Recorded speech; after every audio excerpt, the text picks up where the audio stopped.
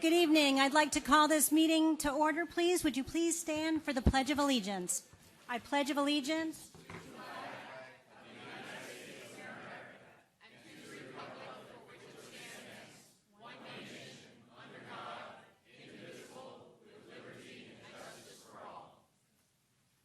You may be seated. Thank you guys very much. Before we start, I would like to have a moment of silence for the many fallen officers in Dallas, for all of the lives lost to intolerance and hate crimes in East France and in Germany this past month.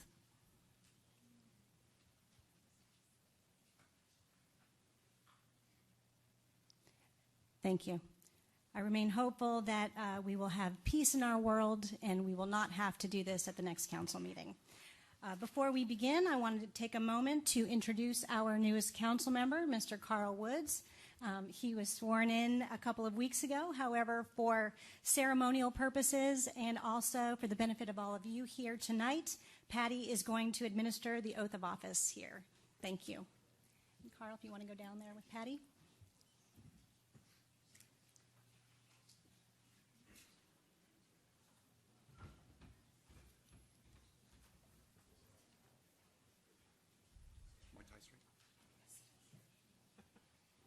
Yes. Would you please raise your right hand and repeat after me? I, please state your full name, I, Carl Wayne Woods, do solemnly swear do solemnly swear that I will support, protect, and defend that I will support, protect, and defend the Constitution and government of the United States the Constitution and the government of the United States and of the state of Florida and of the state of Florida against all enemies, domestic or foreign, against all enemies, domestic or foreign, and that I will bear true faith, loyalty, and I will bear true faith and loyalty and allegiance to the same, and allegiance to the same, and then I am entitled to hold office and that I am entitled to hold office under the Constitution and laws under the Constitution and laws of the state of Florida, of the state of Florida, and that I will faithfully perform all the duties and I will faithfully perform all the duties of the office of council member of the office of council member of the city of Palm Beach Gardens, Florida, of the city of Palm Beach Gardens, Florida, upon which I am about to enter, upon I am which about to enter. so help me God. So help me God. Congratulations. Thank you, ma'am.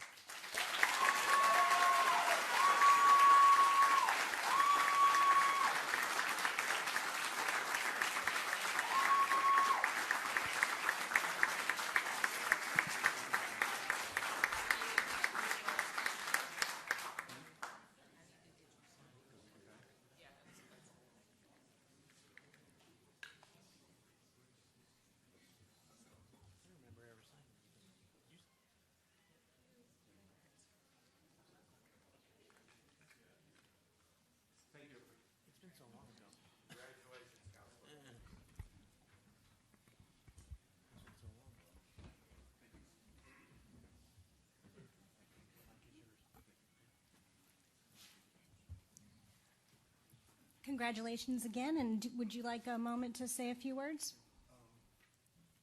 I did write down a couple thoughts. It won't take long. I know everybody wants to get on with their Thursday. We got baseball going on, which is awesome, and I know Bert wants to get over there.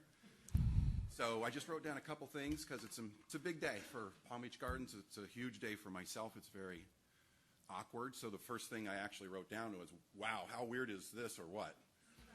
So I'm just going to read it because it's easier. I'm not really a writer, so here it is. I said, hi, everybody. I went ahead and took a few notes, put my thoughts down on paper, and I promised to keep this short and sweet. It's only about 25 pages, so I only need 2 or 3 minutes to get through this. For those of you that don't know me, my name is Carl Woods. I've been a public servant for most of my adult life, and the great majority of it was serving the city of Palm Beach Gardens. I will say that after being sworn in only a couple weeks back, the city staff has welcomed me with warmth and open arms. And I thank them for that and their service to our city. So again, thanks Patty, thanks Candace, thanks Chief, all of everybody. Thank you. Natalie. There's been many questions about my profile being up on the city's website. So I'm happy to report that it's up and running. If we take in hundreds of questions or hundreds of comments or suggestions, I'm sure Patty Snyder will be happy to get right back with you and make any changes she deems necessary. But let's hope you like it. I don't want to say too much. I know we have an agenda to get started with. And I know it's Thursday and it's the new Friday, and many of you want to get out of here. I really appreciate everybody coming out to continue to support this city and me once again. It's been a long journey to get to this point. It's only right that I say a few words to recognize David Levy for his many years of service as a Palm Beach Gardens City Council member. David was an intricate part, as are the rest of the current council members, in shaping Palm Beach Gardens as the great city we know and love today. I look forward to working with our current council and building a healthy relationship. I know Joe Russo is probably watching online right now, and I appreciate his years of service to this city. I wish David and his family the best of luck, and I thank him for his years of service. In short, my goals as a council person will not change from what I campaigned. I will continue to support transparency, safety and security of all its residents and guests. I will support fiscal responsibility, business development, and steady economic growth for job opportunity. I would like to take a few seconds to recognize a few people who I hope came, who have served this city or another community. Former Mayor of the City of Palm Beach Gardens, Mike Martino.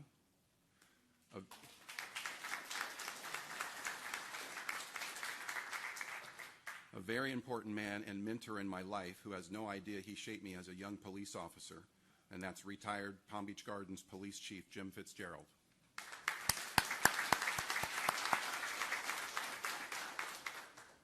I hope retired Palm Beach Gardens Major Bunch, John Bunch, showed up, but thank you, Major. A very good friend of mine and definitely a mentor for the City of Stuart, and he will probably go on to county and so on. But City of Stuart, Troy McDonald, Commissioner. Thank you, Troy. I would like to say a special thanks to Michael Barnett and Ryan Natik. And as always, I'd like to say thank you to all of our active duty military and all of our veterans. We thank you for your service to our communities and our country.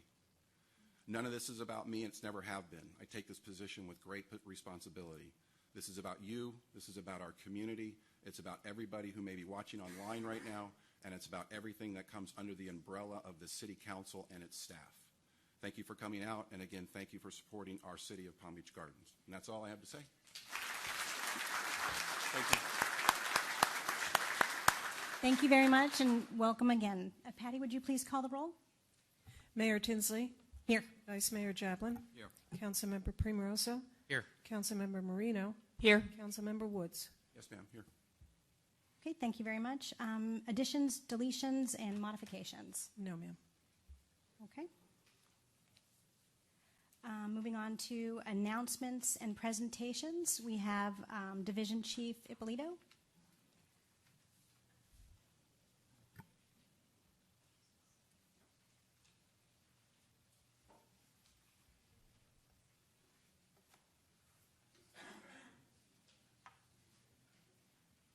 I'll have quite the entourage for this. So good evening, Division Chief James Ippolito, Palm Beach Gardens Fire Rescue. Last year we were honored to receive the American Heart Association's Mission Lifeline Silver Award. That award essentially measures how quickly not only fire rescue on how we treat and identify severe heart attack patients and ultimately deliver them to the hospital so they can remove the clot. So this award is truly a partnership between our two agencies in order to achieve those benchmarks and times on there. So you may be asking, why didn't we receive the Gold Award? Well, for good reason. In order to receive the Gold Award, you have to earn the Silver Award for 2 years in a row. Well, I'm proud to say that I have a few members from the American Heart Association here today to give us some good news about that. I have John Domenico, who is the Palm Beach County Market Board of Director. I have Jeff Walker, who's the Director of Quality, and Beth Morlatos, who is the Executive Director of the American Heart Association. Thank you, everybody. I just want to say I'm a proud resident of Palm Beach Gardens for 25 years plus, so it's a pleasure to be here under the circumstances. Palm Beach Gardens Fire and Rescue has received the 2016 American Heart Association Mission Lifeline EMS Gold Award. It recognizes its commitment and success in implementing specific quality improvement measurements for the treatment of patients who suffer a severe heart attack known as STEMI, which is myocardial infarction, for those of you who remember. Palm Beach Gardens Fire and Rescue has received this award for the 2 consecutive years, each at the highest level attainable. Every year, almost 300,000 people experience a STEMI, a type of heart attack caused by a complete blockage of blood flow to the heart that requires timely treatment. Emergency medical system providers are vital to the success of Mission Lifelines.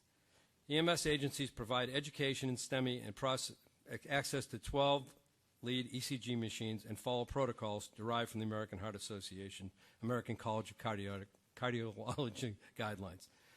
I want to thank everybody for this. Is so important what happens here in our city, and I think it's just phenomenal that we've attained this and got to the gold standard, which is what Palm Beach Gardens is. So thank you very much. Joe?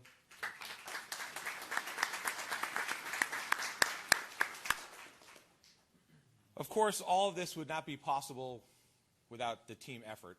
There's a few people I'd like to recognize. First and foremost, our firefighters and paramedics in the streets, the boots on the ground.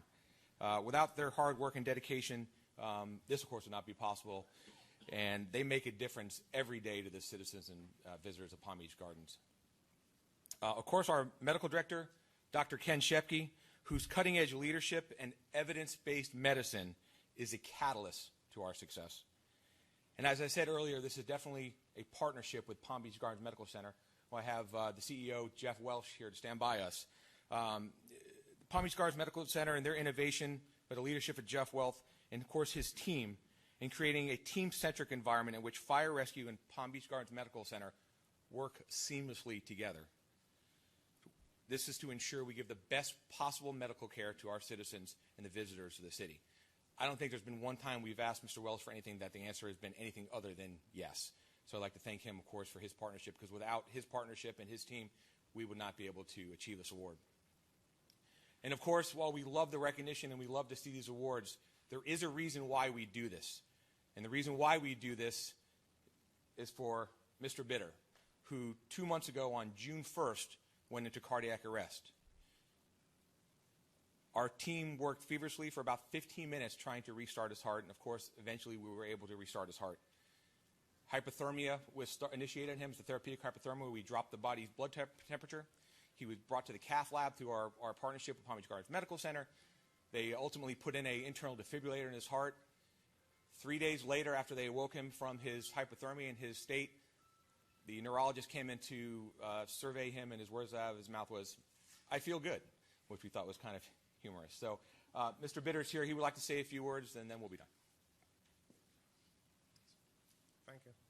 Yeah, my name is Joe Bitter. I'm retired from Palm Beach County Sheriff's Office. Because of them, I can still collect my retirement.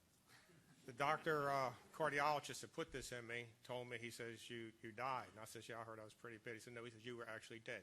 He said, you had no lungs, you had no heart, you had no brain. He said, the only thing you had was mechanically what the paramedics, had did for me between the time I completely blacked out. I felt perfect, better than I do now. I was at the Moose Lodge dancing. I don't drink any alcohol, so it wasn't that. Just their iced tea, and I don't even drink that now because it's got caffeine in it. But anyway, I felt absolutely perfect, and the next thing I know was about a week later, I'm in a hospital.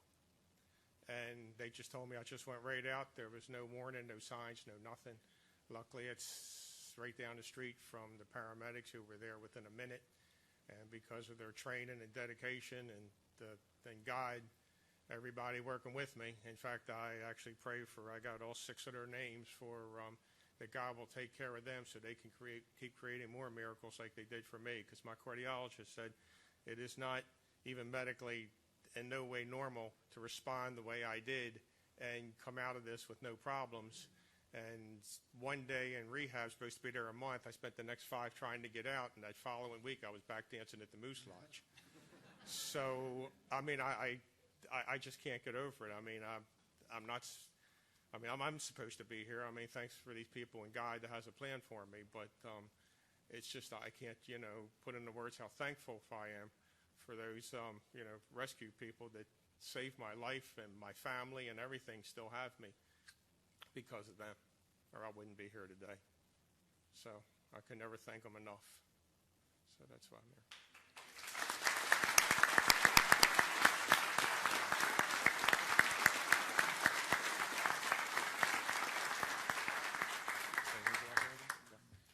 Thank you very much. Oh, sorry. If we could have the council members and the mayor to come down to take a picture with the Yes, group, absolutely. Chief. We'll take it back here.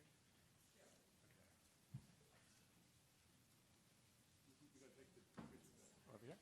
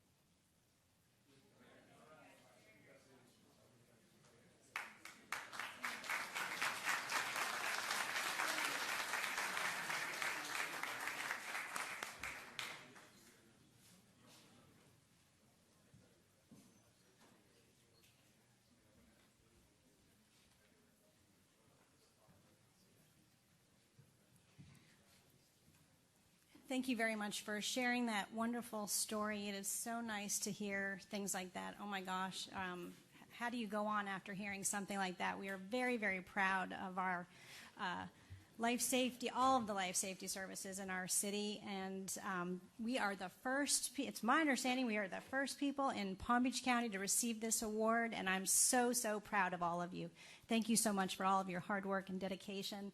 And I know we've said this before, but we can't be more proud. And as I know Eric and Bert before this has always said, if you're going to have a cardiac issue, have it in our city, because God forbid, but because our resuscitation rates, 41%, where the national average is 15%. So that is something to be absolutely proud of. Thank you again. Okay, we are going to move on to items of resident interest and board committee reports. Eric, we'll start with you. Firstly, let me thank Jeff Welsh again for sponsoring the Cal Ripken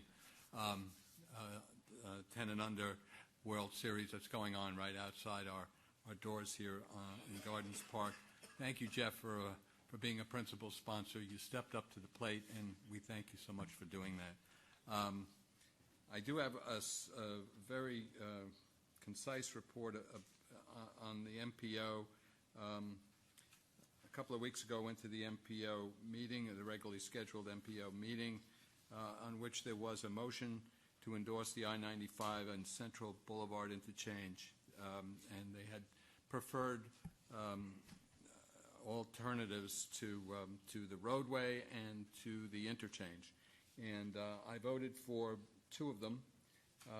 One is the collector distributor road option, which is the at surface grade option that you've all seen.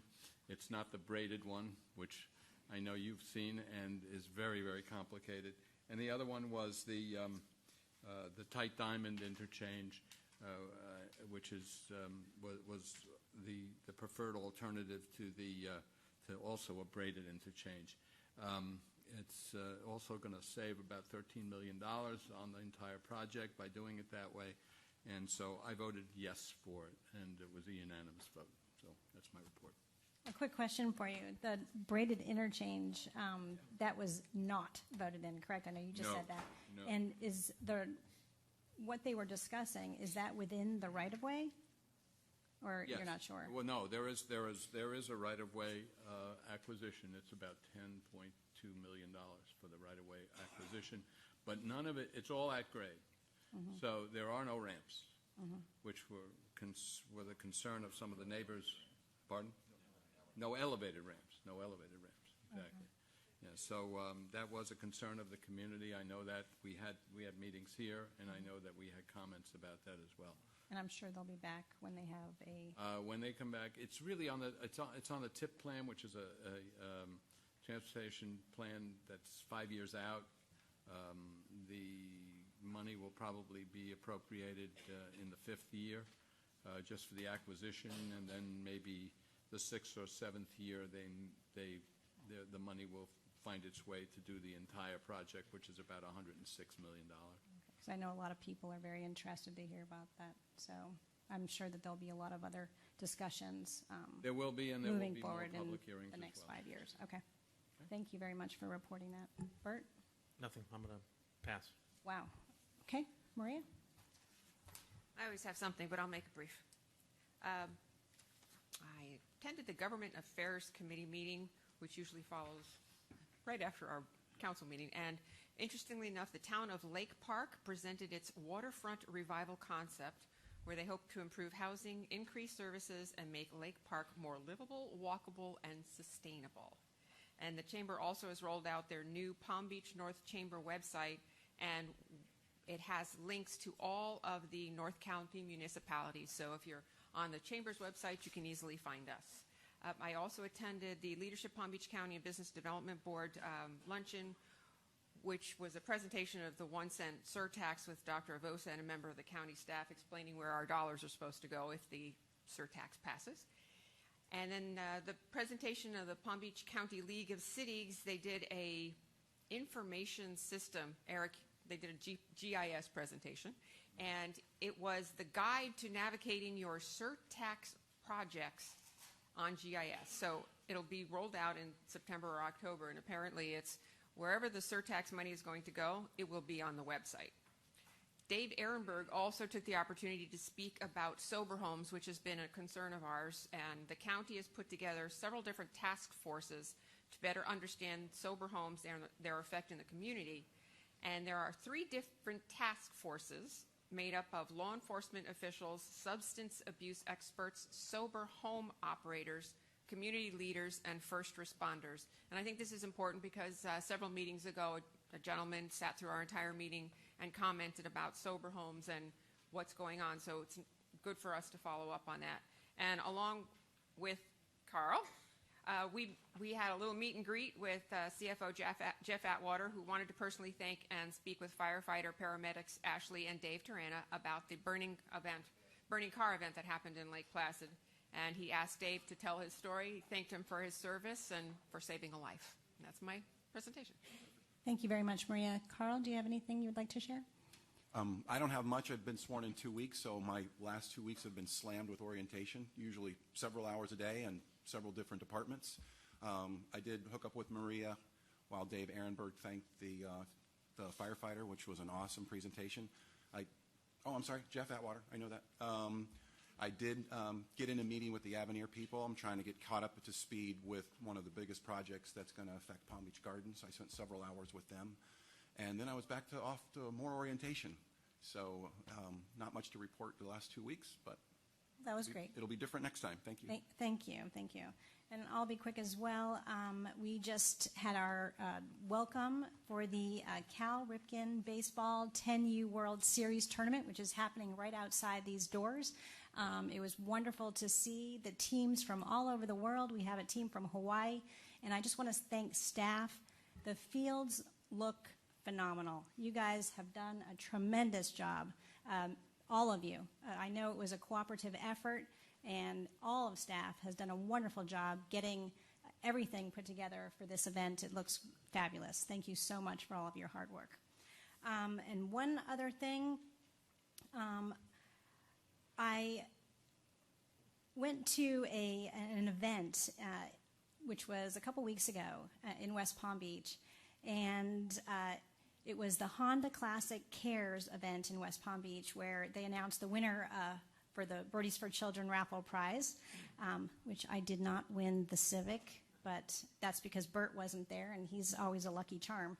But believe it or not, they said a few things out there. They gave the statistics of what they've done this year, and it was just absolutely phenomenal. 2016, and I'm just going to kind of give you a few of the tidbits, and I don't want to burst anybody's thunder if they were going to say it after this, but 2016 Honda Classic, $3.2 million was contributed to the Honda Cares local charities. 50 grants were awarded to local charities to date. The Honda Classic has impacted the lives of 30,000 children, and over $31 million have been donated. How amazing is that? Right here in our city. So I just wanted to share that. And of course, I took care of all the other things that I usually do every meeting, or every month, I should say, Treasure Coast. And I also did a State of the City for Illustrated Properties, which was a lot of fun. So with that, we're going to move on to comments from the public, and these are for items that are not on the council agenda. The first person that I have, or the first card, is Barbara McQuinn. Would you please come up, state your name and address for the record, and welcome. Thank you. My name is Barbara McQuinn. I live at 118 Magnolia Way in Tequesta. Good evening, council members, Vice Mayor Javelin, Mayor Tensley. I am here to introduce myself as a candidate for the open school board seat, District 1, which includes Palm Beach Gardens. I have dedicated my entire career to the Palm Beach County schools. I've lived in Palm Beach County since 1968, and most of my career has been right here in Palm Beach Gardens.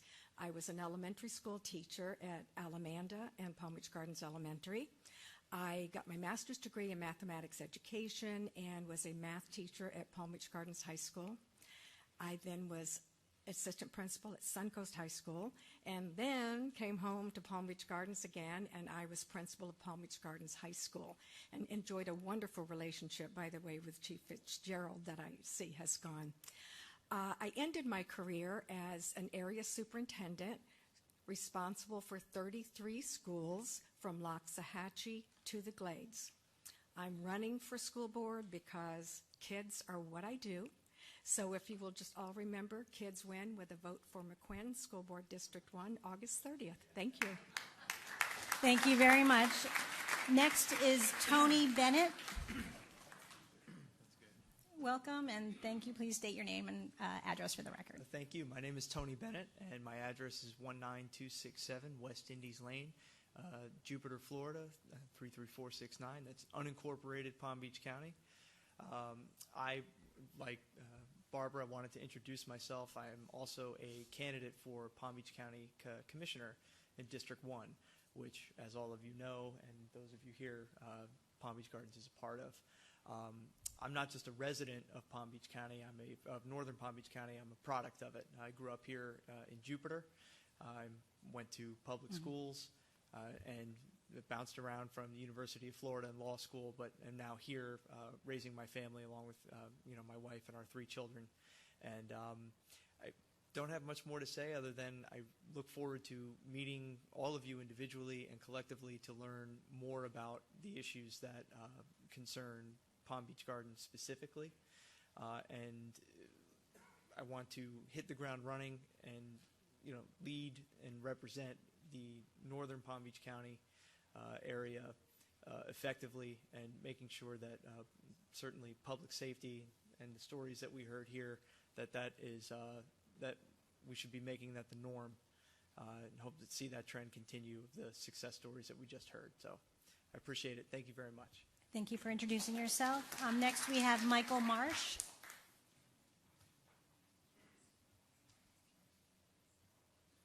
Good evening, I'm Michael C. Marsh, P.O. Box 691061, Vero Beach, Florida 32969. Thank you very much, once again, City Council. I want to first say something on a positive note. You don't hear too many compliments towards law enforcement. You don't even hear it from the union nowadays. But I just want to thank the City of Palm Beach Gardens, because within a 9-month period of my friend Corey Jones losing his life, as of last week, the City of Palm Beach Gardens rolled out with their body cam initiative. Besides thanking the chief, I want to thank Assistant Chief Storms for keeping me in the loop. As a local activist, not only besides Corey being my friend, I take this very personally. And to go through and see the policies and procedures, the third one down says that law enforcement officers must have that camera on, even if they see a stranded motorist. And I'm proud to see that in these policies and procedures. That's what we need. The House Bill 93 that Representative Jones, and it was passed into law, it didn't mandate these law enforcement agencies to have to wear body cameras. For them to take the initiative, I applaud them for that, because that's the beginning of the transparency. That's how you get back the relationship between the community and law enforcement. It's transparency at that point. I myself, as an activist, I walk around with a body cam, and I love it. But that's what we need. We also need to, get them out the cruisers, get them in the segways, get them in the communities. We need to have a civilian review board. But this is a step in the right direction. And, it's really good to see it. I think so many bad things get told about Palm Beach Gardens nowadays, and it's really good to see this. And I just want to applaud them, and it's a great thing. The other 30-some municipalities, I hope to see them get on board, because this is what it's about. To spend over $220,000 on body cameras. Guess what? The first lawsuit, and you see it in Palm Beach County, over $22 million, some of these lawsuits, and more. So to spend $220,000 to save 20-something million, to me is a no-brainer. Thank you once again for your time. God bless you. Thank you very much for your comments. And I really appreciate all your enthusiasm here, but we do have a lot of cards, so we're going to try to move on pretty quickly. Mr. Dinerstein, Sid Dinerstein, you're up next. And after that is going to be Tom Murphy.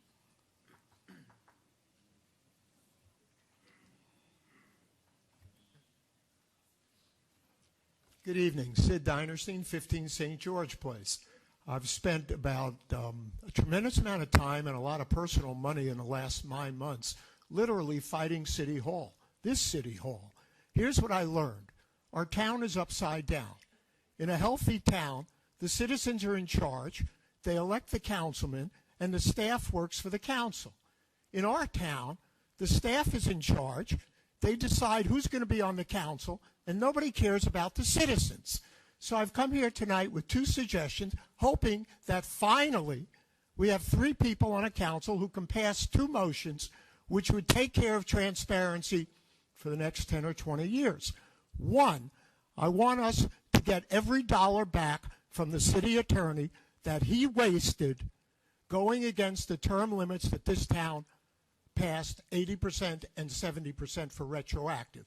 He probably spent $30,000 or $40,000 of our money that went into his pocket for something that should have never taken place. As a taxpayer, I want my money back. And item number 2, it's about 8 years late, but it's time for the Inspector General. We never had 3 votes for it. I don't know if we do tonight, but until we do, we'll still have middle of the night, no bid contracts. We'll still have secret negotiations with ball teams or other people for deals. We'll still hide this stuff from the media. We'll still do the things that embarrass us instead of making us proud. So those are 2 motions, 2 things that we could do tonight. The votes are probably there. I don't know if the courage is. And we would never look back after that. I thank you all. Thank you for your comments. Tom Murphy, you're up next. Evening, Madam Mayor, council members. Thank For you. the record, Tom Murphy, President of the Palm Beach Gardens Police Foundation. I'd just like to take a moment to remind you and to our residents of the deadline approaching for our September 11th essay contest, which comes up on August the 15th. This will be the 15th year that we have a 9/11 remembrance ceremony here in Palm Beach Gardens. The essay contest is open to all of the residents of Palm Beach Gardens, as well as the dependent children of our employees within the city who are in the 4 grades of high school. It's hard to believe, actually, that it's been 15 years. Most of those kids in high school today were not born or were very tiny infants at the time of the 9/11 tragic event. The award ceremony will take place here at the City Council meeting on September 8th. We present $1,000 awards to the 3 first, second, and third place winners of that essay contest, and we invite them to read their essay at the September 11th Remembrance event, which this year, by the way, to remind you, will take place at Palm Beach Gardens High School as opposed to Christ Fellowship, because September 11th this year is on a Sunday. So September 11th is at Palm Beach Gardens High School. September 8th, the Thursday before, we'll present awards to the 3 winners of the essay contest in the amount of $1,000. And that entire event, the essay contest, is all sponsored by the Palm Beach Gardens Police Foundation in cooperation with our Palm Beach Gardens Fire Rescue Unit, as well as with the Palm Beach County Fire Chiefs Council. So thank you for your time and attention. Thank you very much for your time. We're going to stop clapping. Sorry, we usually don't do that. I just want to move on because we do have a big agenda and we have a lot to do tonight. But thank you for your enthusiasm. Next is going to be Cynthia Medley. Thank you. And please state your name and address for the record. Cynthia Medley, 1211 12th Lane, Garden Lakes, Palm Beach Gardens, Florida. Mayor, distinguished council members, I sit here in amazement hearing all the wonderful works and things that go on in this community, and I'm fortunate to experience that, my family and I, and we love this community. But I have to tell you, I'm hoping in the future, as we continue moving forward with growth, that we become very mindful of those disruptions with bulldozers and jackhammers that bring down, in fact, the lights in my kitchen. I live behind the new park, and I'm so grateful that it's not a AA, baseball, as much as I love baseball, and it's wonderful what it's going to be. But the disruptions that have occurred, not just to me, but our entire community for many, many months, has been very uncomfortable, to say the least. From activity that goes on in the park, and the officers are wonderful. I see them checking and patrolling. But truly, when your ground is shaking so much that it brings your kitchen lights down, at what cost do we have to keep growing to inconvenience and make us feel unsafe and uncomfortable? So I'm here to ask you, as you move forward with this project, to please be mindful of those that want some quiet enjoyment and really appreciate all that you do and all that this community stands for. Thank you. Sorry about that. I didn't have my mic on. Thank you for sharing your concerns, and we will do that. Excuse me? We're going to keep moving on, and then we'll have comments at the end. The next is going to be Kathy Beamer, and after that is going to be Jeffrey Hiscock.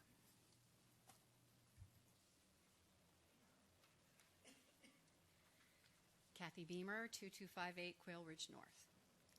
When this council had a special meeting for the residents of Shady Lakes in April to view the planner's proposed plan for the extension of Shady Lakes Drive, you provided a beautiful presentation.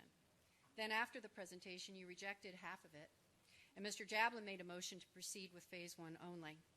It appeared to your lay audience that the motion was all pre-planned, outside the sunshine, orchestrated, and passed. When I was then given to understand from my communications with the city's representatives that there would be changes made to the plan, and it would then go out for bid for construction. Indeed, the website you were always referring to us stated that the bidding and the contract award would be taking place in May and June 2016 after the plans were finalized. Just this past month, it has been clear that that was a gross misrepresentation. That was confirmed by more communication from city representatives that you entered into the construction agreement, this construction contract, in November 2015, before the plans were made. In spite of 2 Freedom of Information requests from me, I've not been able to get a copy of the construction contract from November, nor was it on the website, nor can I find on the website the precise process that was implemented in awarding the contract. Recently, the mayor wrote one of our residents in response to an inquiry and stated that the extension had to go on because it was part of the contract with the school board. If it is part of the contract that the city has with the school board, the city absolutely violated state law in not putting it out for bid. Your Palm Beach Garden Ordinance, Section 2.294, on the bidding threshold requires any contractual service over $65,000 to be awarded by competitive bid, sealed bid under Florida law. To avoid that, it is very clear the city is attempting to now separate the project into 3 separate projects to come under some exemption in CCNA. If a construction project meets the criteria of the exception of that statute and is under $2 million, you can use contractors that you have the continuing contracts with. So now it's convenient for the city to say the project is 3 separate projects to bring each one of them under $2 million and not submit it to competitive bid. I believe you're really stretching the definition of project under the law in a way not intended by the statute to find that it falls under the exceptions. You budgeted $2.5 million for Phase 1 of the extension in October. The planners estimated that Phase 1 would cost $2.5 million. You were right on target. Now, all of a sudden, the cost is represented as $1.875 million, so you don't have to put it on bid. How did it get reduced? What are you leaving out? Is the promised wall gone? Is the promised landscaping gone? How did it suddenly reduce $600,000 to be under the $2 million limit? You told us at City Council meetings that 1/17 would cost $2.2 million. Now, all of a sudden, this month, it's now $1.73 million. Again, a dramatic reduction under that limit. Is it also so that you don't have to put it out to bid? Bottom line, I don't understand why this council is trying so hard to push this extension against the protests of hundreds of people and then repeatedly misrepresenting the situation and not being open and honest. I think the word transparent should be used very often. Ms. Beamer, can you wrap it up a little bit because we're out of time? Oh, I know I'm sorry. I didn't know either. The buzzer didn't go off. It It didn't usually ding. does, yeah. I ask again, you complete 1/17 down to the south end of the park and then do the traffic study to see if the extension is really necessary before you spend taxpayer money needlessly and cause a whole lot of negative consequences for your citizens. Thank you. And we're going to, please note, we're going to refrain from clapping. Thank you very much. I appreciate that. Mr. Hiscock's going to speak, and then I would like Max and Ron to address some of the questions that have been raised.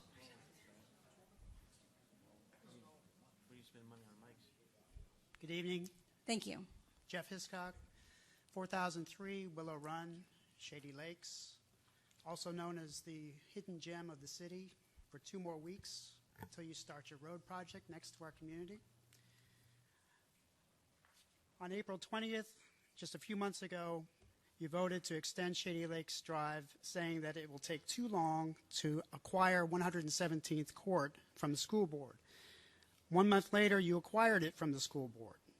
Knowing that widening 117th Court solves the traffic problems, you issued a list of other reasons why Shady Lakes Drive needs to continue.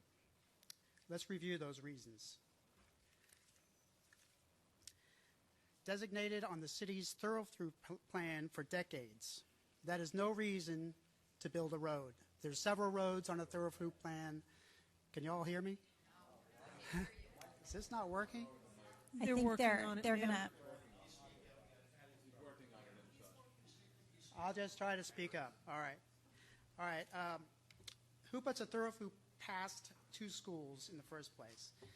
City has admitted that the road is not designed as a thoroughfare. It is instead being designed as a residential street. So that is not a reason. It will significantly improve traffic flow and public safety. This is completely unsupported and, in fact, will decrease public safety by putting cars closer to children walking or riding to school. Provides additional ingress-egress for emergency vehicles. We already have that through the easement. It's already being used by your fire department and your police department for emergency access when it's needed. A traffic study was done for the city requiring Shady Lakes to be constructed with the tennis center expansion. This is false. The traffic study suggested adding turn lanes at 117th Court and Central Boulevard if Shady Lakes Drive is not extended. The traffic study didn't even include the widening of 117th Court, so it's out of date. And it should also be noted that that study, that scenario that they looked at was for 2030. What is the rush?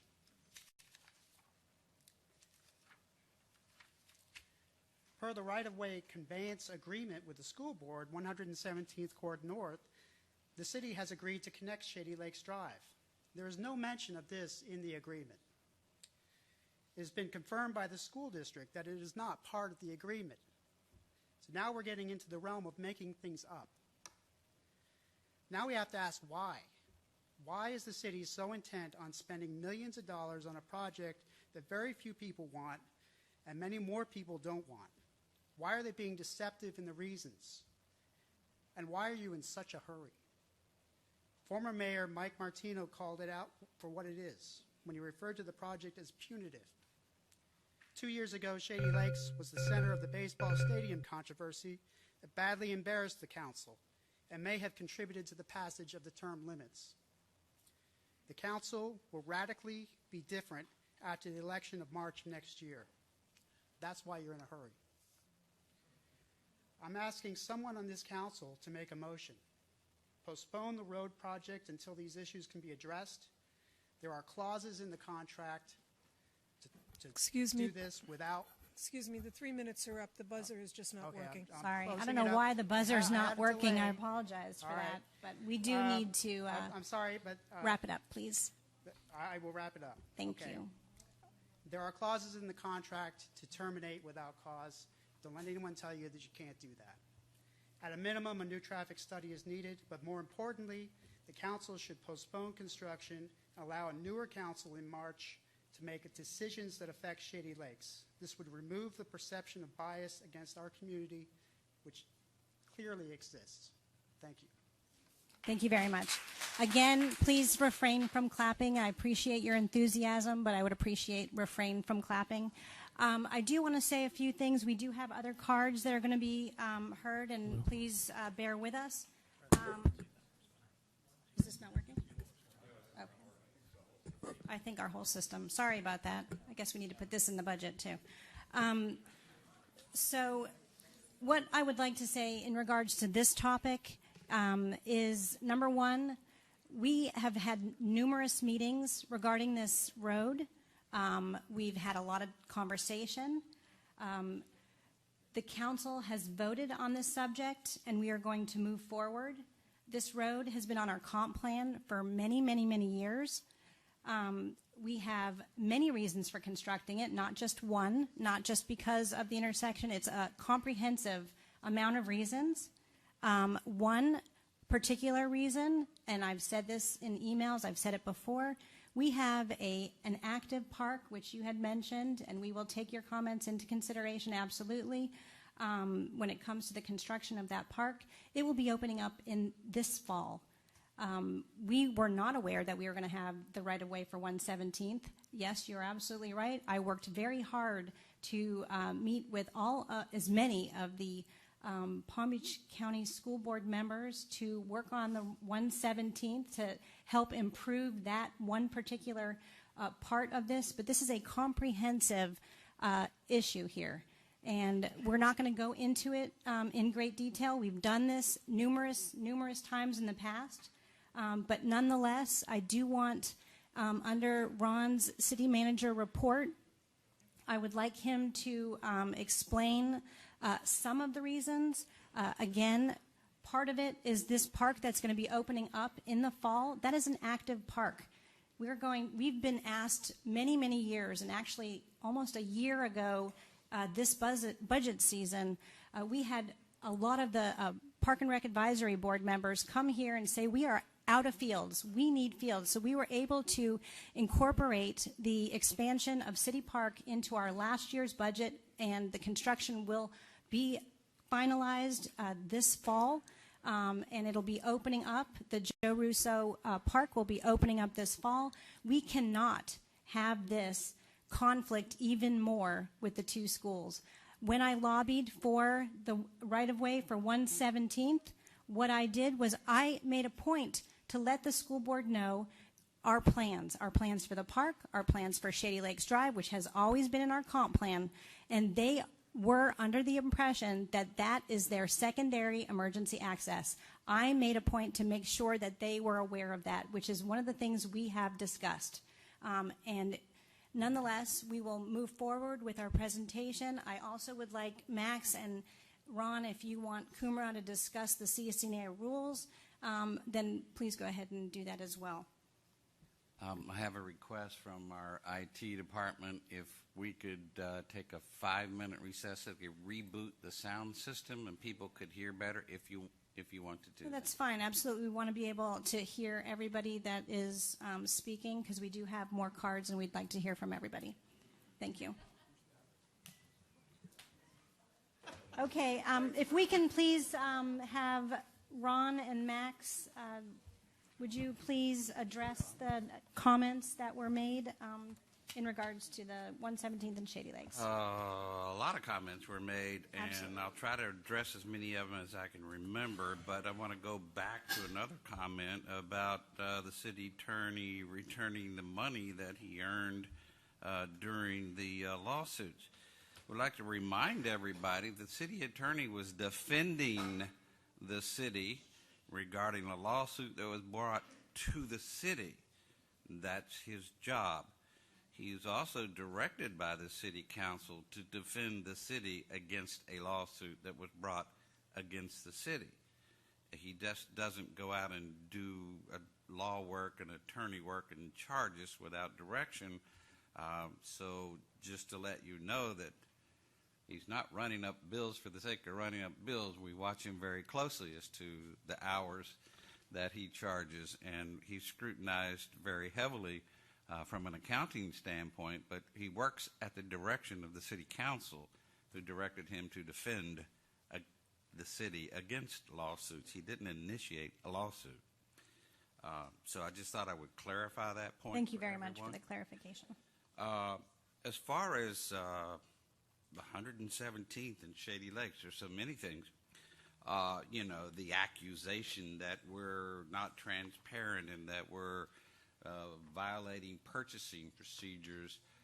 You know, this came up once before on July 19th.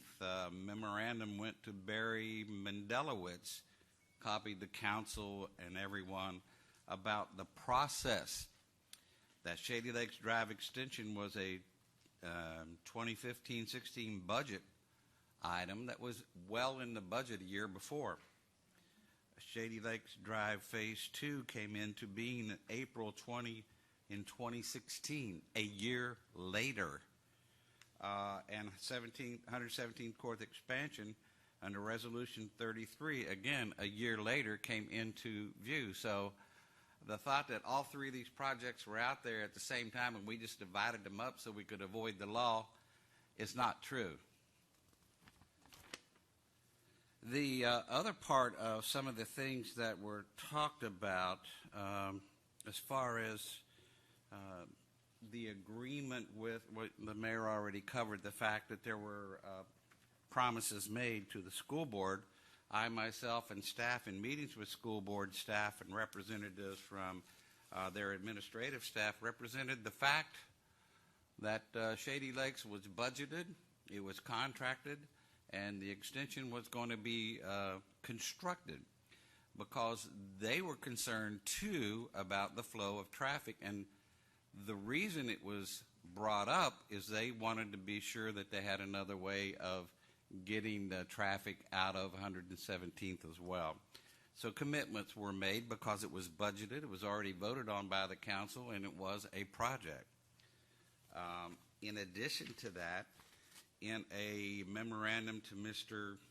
Gehl, G-E-H-L, email, our city attorney explained to him his reasons for saying that the conveyance agreement and the conceptual construction plan was an obligation of the city to complete Shady Lakes because of the extension that was shown on the roundabout.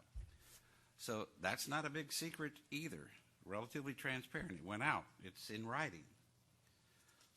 In addition to that, as far as a new traffic study is concerned, if you would please, we got your message that you think maybe a new traffic study should be done because 117th would address all of the traffic problems that we currently have. We asked our transportation consultant who did that study that you referenced, and this is the letter that they gave us. We reviewed 117 Court North roadway plans dated June 14, 2016. The additional eastbound through lane will provide more efficient flow of inbound traffic to the two schools, the tennis center, and the park. The proposed plans, however, do not increase the capacity of the intersection at Central Boulevard. Therefore, the proposed conditions are consistent with our previous analysis, which showed failures at 117th Court North and Central in the year 2020, not 2030, without Shady Lake Drive connection. However, with the extension of Shady Lake Drive, The intersection of 117th Court and Central Boulevard is projected to meet the adopted level of service standards in the year 2020 with only minor signal timing modifications. And that's from the traffic engineer consultant that did the original study. There's a lot of talk about 117th will meet all the needs. We need another traffic study. You're doing this because we're mad at you and things like that. I would differ in that opinion. And the reason I would differ in that opinion is that, some time ago, we had residents come here, as it was explained by the mayor, that said we need more facilities, more soccer, more football fields. We need more open space for the children to play because our fields are actually overutilized. And we even had to go to a maintenance schedule where we had to shut down some of the fields in order for us to maintain the fields enough for the children to play on. The council took that seriously, said build more fields. We had the space at City Park, and that's what we did. We budgeted for and started construction, as you well know, in building additional fields there, which is now entitled the Joseph R. Russo Athletic Complex. So one of the other things that we look, well, in addition, what we're building there, which is very important, show where the city park is. They're renovating picnic shelters. We got new restrooms, concession facilities, multi-purpose fields to accommodate lacrosse, football, and soccer. New sports courts are going up for the tennis, pop tennis, and pickleball. New playground and adult exercise facilities, as well as a new pavilion. A nature trail and a trail for walking and biking. That's to be completed by December or January of this coming year. It's a very big expansion of an existing facility. It's a public park. When you look at the existing activities of the tennis center, we have 163,000 participating people, not individuals, but participating people who come, many of them repeatedly, in all of the programs that are presented there at the tennis facility. That's 163,000. In addition to that, when we look at the expansion of those facilities for the multi-purpose facilities, we look at 30,000 households in this community. We look at accessibility for these households and these families. We look at soccer, which has about 2,500 kids. They don't have enough room and enough fields to play. We built fields for them. Football has about 240 kids. They need additional space, along with lacrosse with about 112 kids that are playing. These are families, Palm Beach Gardens families. When you go to this map, you'll see if you're coming from the eastern side of this city, off of Military Trail to PGA to Central Boulevard, and in on 117th, this route shows you how this accessing the park this way takes you by the two schools and into the facilities. And obviously, as of today, you would have to return the same way. Once Shady Lakes Drive extension is completed, this is the route that you would take to get to the park if you're coming from the eastern side of the community. Perhaps even the western side would come there. I don't know. But that's accessibility. That's safety. That takes the car off the road a lot more. It's a lot more user-friendly for families that are taking children to the park, or for adults who are participating in the adult programs as well. Well, what's the significance of all of this? Well, we're providing access, but if you see the distance here of the red dot is 2.5 miles. The green dot is 1.2 miles.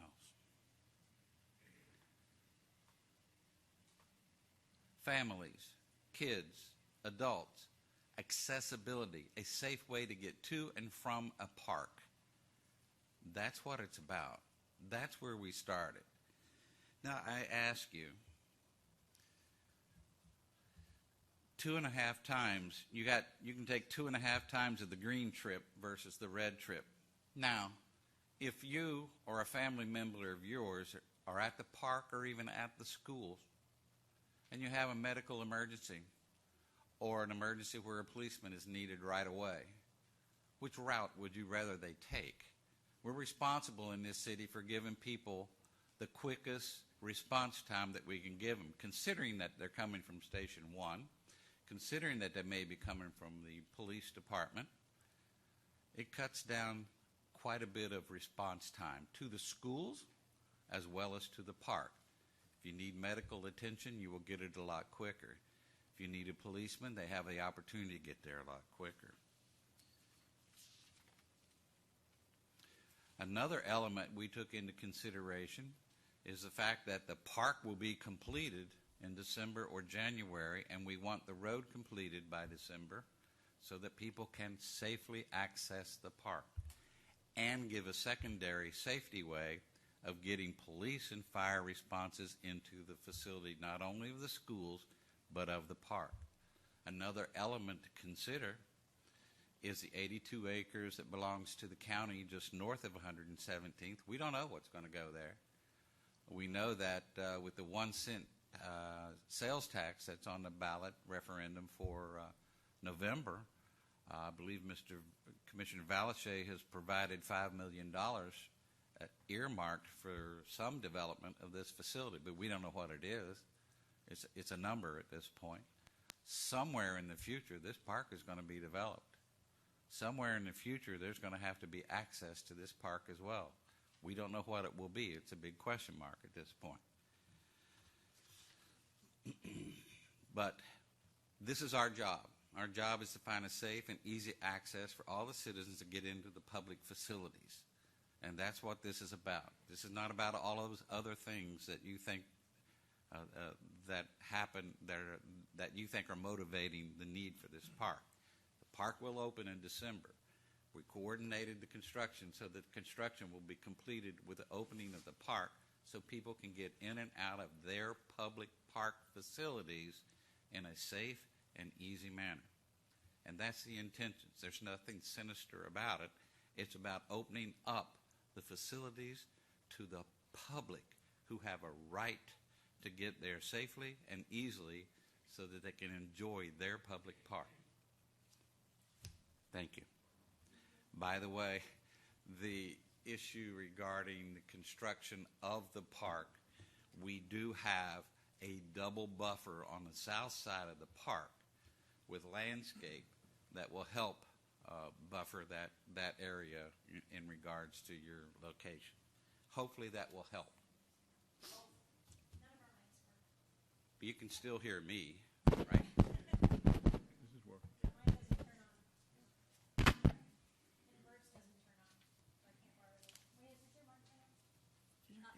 Hello.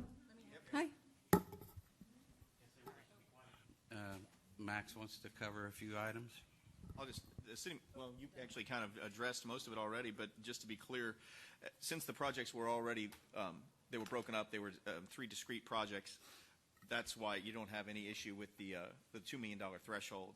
In accordance with 287.055, it's subsection 2G of the Florida statutes, if you have a continuing contract that was bid under CCNA, which we do, and the estimated construction cost of each individual project under the contract doesn't exceed $2 million. That's estimated construction cost. The contracts that were originally let for the roadway construction themselves were well under that threshold, and they were, again, they were 3 discrete projects as they were approved. Again, as the city manager said, the original Shady Lakes extension was budgeted for previously, and then 117th was added to the budget. There was a budget came before the council, and you voted on it when we accepted the roadway, when the city accepted the roadway, and then that project was then proposed to our contractor and then bid out in that way. We'd already had bids that already competitively bid, and that's what enabled us to let those contracts in accordance with state law and in accordance with Section 2-294 of our code, which allows the city council to enter into contracts that are and purchasing that is in accordance with state law. And this was in accordance with state law, and it's also specifically in accordance with our own purchasing policies. Thank you, Max. I appreciate that explanation. Ron, also, could you just do me a big favor and just explain the buffer that will be and when it will be constructed for the park so everyone is assured that we will have a buffer at the end of the construction phase for City Park? I don't have a picture of the Just facility timing, to really. illustrate, but on the south side of the park, buffering Garden Lakes and the park, there will be a buffer next to the fence line. You have an illustration, Todd? Okay. You can probably do it better than me. I'll let the engineer talk about the engineering. Good evening, Council. Todd Engel, City Engineer. The initial buffer, which has already been installed, we had about 15 feet. We built a berm that was required for the surface water management system, and we've already installed the initial buffer adjacent to their fence line. And once we finish construction of the fields, there's a utility corridor in there that has sewer and water in there. Outside of that, before the sidewalk and the adult exercise facility, will be another landscape buffer in there. But we've installed that one about 7 months ago, and before we even started clearing, to get as much growth as we could before the fields were under construction. And I think most of her comments are about the construction that's going on right now. We've been using a vibratory roller on the big field that we're building out there. That has stopped. Now we're bringing in trucks full of sand that's going to act as the drainage system for the fields, much like we've installed in all our other fields, our drainage systems. Right. So the majority of the vibration for the fields have been stopped. The light poles have been up, all the field drainage is in, and everything's hard packed. The rest we're just bringing in fill now, and we'll grass it later. So most of that hard construction on that side is finished. Thank you very much for the explanation. I appreciate that. Okay. Now, can everybody hear me? I'm on microphone number 3. Thank you. And I apologize, and I appreciate your patience. The next person to speak is Troy McDonald. Please come up and state your name and address for the record. Thank you for your patience. Good evening. For the record, Troy McDonald. My address is 917 Southeast Central Parkway, Stuart, Florida. I'm a city commissioner in the city of Stuart and a very good friend of Carl Woods. And I just came down tonight to congratulate Carl on his ascension to city council and just offer a little piece of advice. You've entered a profession that has great responsibility. I was told when I became a city commissioner, listen, learn, help, and lead in that order. And I think that's the best advice I can give to you. You're going to find you have 100 new best friends, and eventually find out you got 100 best new enemies. But we're there to help the public. Even when you disagree with somebody, listen to them because it's important because their lives are being affected. So, Carl, congratulations. We talk regularly. Anything I can ever help you with, I'm here for you. So, anyways, thank you very much for the time to address the council. Thank you very much, and welcome to our city commissioner. Thank you. Beautiful city hall, by the way. Oh, thank you. Next, we have Vito DiFrancesco. And I know you have 2 cards. This one is in regards to the charter, and then the other one will be when that item comes up. Thank you. For the record, my name's Vito DiFrancesco. I live at 1049 Shady Lake Circle, and I'd like to welcome Mr. Woods to the council. It's a shame that Mr. Woods has been denied his rightful seat on the council since March. There was a misinterpretation of the charter. That misinterpretation was made by, I'm assuming, city staff, according to what it's been saying in the paper.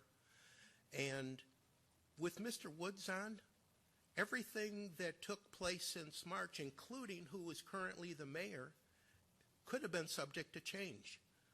Are you really the mayor? When Mr. Woods was there, would he have voted that way, or would he have voted for somebody else? In my opinion, everything that took place since March, since he was denied his rightful place on this council, is subject to restudy and rework. And it is absolutely he's been cheated. You changed history. You changed history for the wrong reasons, and you changed history that needs to be corrected. Mr. Woods is the proper person. He should have been the proper person, and I think history needs to go back and be corrected. Again, welcome, Carl, and thank you for persevering, and you should have never have to have done that. Thank you. Thank you. And just as a response, I had a unanimous vote for mayor, so I would still be mayor if he was here in March, but I appreciate your comments. No, Thank you very much.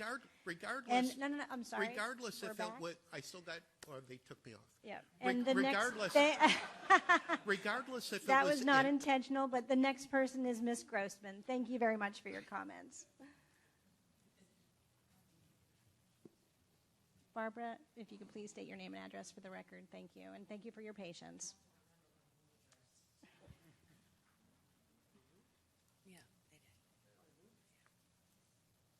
Hi, Commissioners, and welcome call. Congratulations. Barbara Grossman, 21,000 Portofino Circle, I have to remember, Palm Beach Gardens, Florida. I just have a statement, and I know that I sent this to all the commissioners, so they have the full response. I didn't send it to Carl because I did not have your email address, but I will send it to you. This is about All Aboard Florida, and I'm just going to read just the stats because this is their new ad, and everybody thinks that this is a done deal, and it's not a done deal yet. We're still fighting it. And we just had another accident yesterday, another death in Delray Beach by Atlantic Avenue. All Aboard Florida's television ad states, bringing you the safest trains in America. Fact, 79% of all railroad accidents in America occur in southeast Florida. Why? Because we have more at-grade crossings than anywhere else in the country. In the past 10 years, FEC has incurred 134 railroad deaths. In the past 5 years, 21 deaths, 72 crossing accidents. There were 84 FEC random crossing deaths for the same period, which FDOT calls epidemic in our area. In the past 4 years, Tri-Rail, which operates at a speeds of 35 to 45 miles an hour, incurred 11 deaths and 7 injuries. In 2014, 7 railway deaths have already occurred. All Aboard Florida intends to operate at 3 times Tri-Rail speed, with increased frequency of 32 times per day. Let that just sink in for a second. This will increase the likelihood of deaths and injuries by over 300%. As for the freight trains, 10,000 rail ton traveling at 50 miles an hour will take 1 to 1.5 miles to make an emergency stop. Passenger train, 800 feet long, traveling at 110 miles an hour, takes approximately a half to 3/4 of a mile to stop. From the time a train by the time a train moving at 110 miles an hour sounds its horn until impact is 7 seconds. A school bus that's stalled on the tracks, a mother with a baby, in a back seat, a senior citizen has 7 seconds to die. Rusty Roberts told the IRS school board that the gate comes down 30 seconds before the train reaches the crossing. No sealed corridor is going to make this safe, but what it will do is leave AAF and FEC $1 billion improved assets, including a second track that will have been paid for out of the taxpayers' pockets, while our safety is still being left hostage. So I just want to read this. If anybody wants a copy of it, or if anybody wants any more information, just give me your email, and I'll keep you up to date with what's going on. Thank you. We have it. We have the information. Thank you. They pass it around to everybody. Thank you very much. Okay, that was the last comment card that I have. We are going to move on to the city manager report, and I know you might have said everything, and you don't want to say anything else. Okay, the next will be the consent agenda. Move consent agenda. Actually, before we do that, I'd like to pull Resolution 60, 2016, the FEC Railroad Resolution. I'd like to pull that from the consent agenda. Okay. I'll second the motion with removing of item F from the consent. Okay, so we have a motion and a second to approve the consent agenda with the exception of item F, which is Resolution 60, 2016. Could we please, all in favor? Aye. Aye. Aye. None opposed. Motion carries 5-0. So now I guess we will move on to F, which is Resolution 60. Would the clerk please read the title? Resolution 60, 2016, a resolution of the City Council of the City of Palm Beach Gardens, Florida, approving a crossing agreement by and among Florida East Coast Railway, LLC, All Aboard Florida, Operations, LLC, and the City of Palm Beach Gardens for improvements to railway crossings covered by existing crossing license agreements, authorizing the mayor to execute the agreement, providing an effective date and further purposes. Madam Chair, move Resolution 60, 2016. Okay, we have a motion, and could we have some discussion? Second. I'll second. Second, and now discussion. Max, could you just give a very brief synopsis so that we have a full understanding? I know we did receive an email in regards to... Sure. Yes, Madam Mayor. Basically, all this agreement is first of all, what it does is it adds a third party to the existing crossing agreements that we already have. Currently, our existing crossing agreements is with Florida East Coast, and it changes the name from Florida East Coast to Florida East Coast Railway, and adds All Aboard Florida to it because they've changed their makeup of their company, and that's what it does in substance. And then the other thing it does is it just addresses the fact that it's being widened, and then says that the cost for the maintenance, they're doing the improvements, and then the cost for the maintenance gets added to our other maintenance agreements our existing maintenance agreements that we already have. That's essentially what it does. It is a very standard agreement that all of the municipalities up and down the FEC corridor are executing as part of keeping their crossings open. Okay, and there was a question in regards to the indemnification. Could you please address that? Yeah, I had approached the attorneys, Mr. Schiller's out there, approached FECR about potentially adding an indemnification language to the agreement that would indemnify the city for work that they did in our right-of-way, outside of their right-of-way. When they do improvements or they do maintenance on the crossings, occasionally they have to do some work where they tie in the crossing to the existing road right-of-way. And I asked that we had entered into discussions to try and add that language in. They didn't want to add the language in because this agreement is standardized throughout most of their, if not all of their corridor, and so after having discussions, agreed to not, continue to ask to have it included because we can address it through our permitting process. If they do any work, if they have to do any work on our road right away, we can have their contractors indemnify the city for the work that takes place in our road right away. Okay, so that would be done in a separate agreement. It'll be done when they issue a right away permit. We can address it at that time through the permit. Okay. Does anybody have any questions? Yeah, I just want to fully understand it. So basically, all the maintenance we are responsible now for all the maintenance of those crossings. They're going to do an expansion, add a second line possibly, and we'll be required to maintain those as well. Correct. Okay. And if there is a quiet zone established and paid for by an outside party, right? I would assume Correct. Yeah, this isn't. Just to be clear, this doesn't have anything to do with the quiet zones. Right. But the improvements that are being done at the intersections will help facilitate potentially the acquiring or achieving. Right. I got that. So if a quiet zone is put in and paid for by an outside entity or somebody, and they're established, but those need maintenance down the road, we will be responsible for that as well. That is correct. Okay. So okay. I just want to make sure that all of the improvements that they're putting in will facilitate our applying for a quiet zone. Right. In other words, you have to meet those criteria. Right. And all of those improvements under this agreement, we will be responsible for the maintenance of, like we are today. Yeah, right. Yeah. With all the Okay. additional. I just want to if the MPO or somebody sponsors and pays for the quiet zones, when those need maintenance, we'll be responsible for them at that point. But we're not upfronting cash to Correct. make those. Okay. That's correct. Okay. I just want to make sure I understood that. 100%. Thank you. Thank you, Bert. Anybody else have any questions? Yeah, I think I do. Have we established the areas of the quiet zones and what the speed's going to be? Because there's some of our communities along the railroad tracks that are really raising that concern. Okay, I'm sorry. Is that, well, you're on MPO. You might be better able to address it, but the quiet zones will get established by the MPO is ostensibly going to fund it, and then they'll make an application for it, and that has to be approved through the Federal Railway Administration to designate it as a quiet zone, a quote-unquote sealed corridor.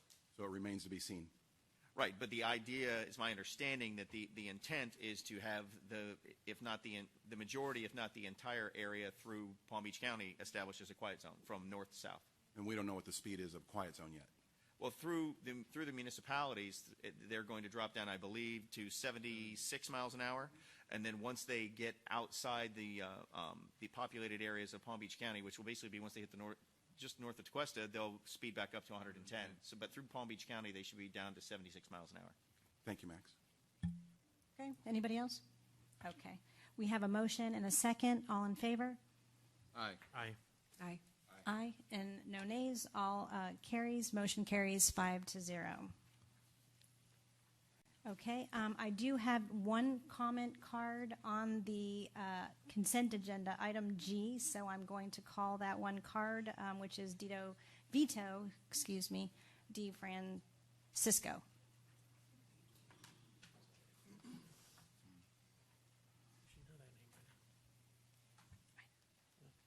For the record, my name is Vito Di Francisco. I live at 1049 Shady Lake Circle. On the consent agenda, you have a settlement agreement. It's a settlement agreement for a lawsuit between an individual and the City of Palm Beach Gardens.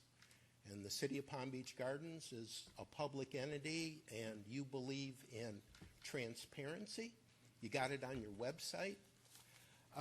For those who read this, number 16, no recordation in public records. The party agrees that the settlement agreement is a private agreement and shall not be recorded. Wow. You're the City of Palm Beach Gardens. Somebody sued you and you're not going to record this? It's not going to be anywhere? I got to ask the question. What's being hidden? Why would you put something like this in a document if you were being straightforward with us? There's something wrong, something amiss.